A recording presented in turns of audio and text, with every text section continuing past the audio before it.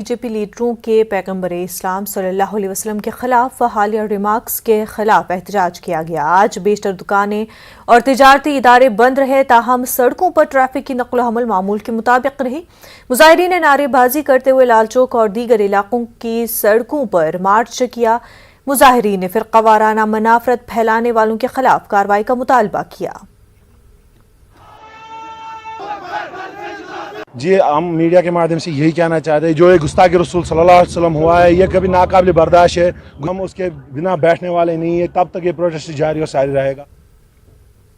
اجپل اننت ناگ میں بھی شان رسالت میں گستاخی کے خلاف لوگوں نے پرامن احتجاج کیا۔ اس دوران مظاہرین نے نعرے بازی کرتے ہوئے توہین رسالت میں ملوث افراد کے خلاف سخت کارروائی کرنے کا مطالبہ کیا۔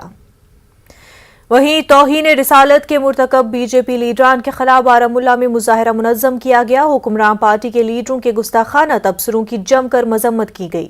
ان احتجاجیوں نے بارہمولہ شہر کے مختلف علاقوں میں مارچ نکال کر نعرے بازی کی۔ اس دوران بی جے پی لیڈروں سے کہا گیا کہ وہ ٹی وی مباحثوں میں فرقہ وارانہ منافرت سے باز آ جائیں۔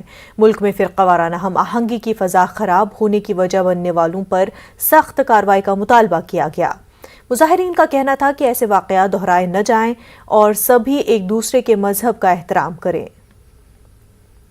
اور حضرت محمد صلی اللہ علیہ وسلم کی شان میں گستاخی کے خلاف وومنز کالج پلوامہ کی طالبات نے زبردست احتجاجی مظاہرہ کیا۔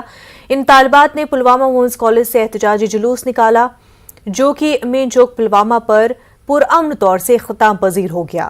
ان احتجاجی طالبات نے ملوث افراد کے خلاف سخت کارروائی کرنے کی مانگ کی ہے۔ Condemned that statement made by Napal Sharma. You are knowing that, but unfortunately we want to harsh punishment for his collector when it comes the name of our beloved Prophet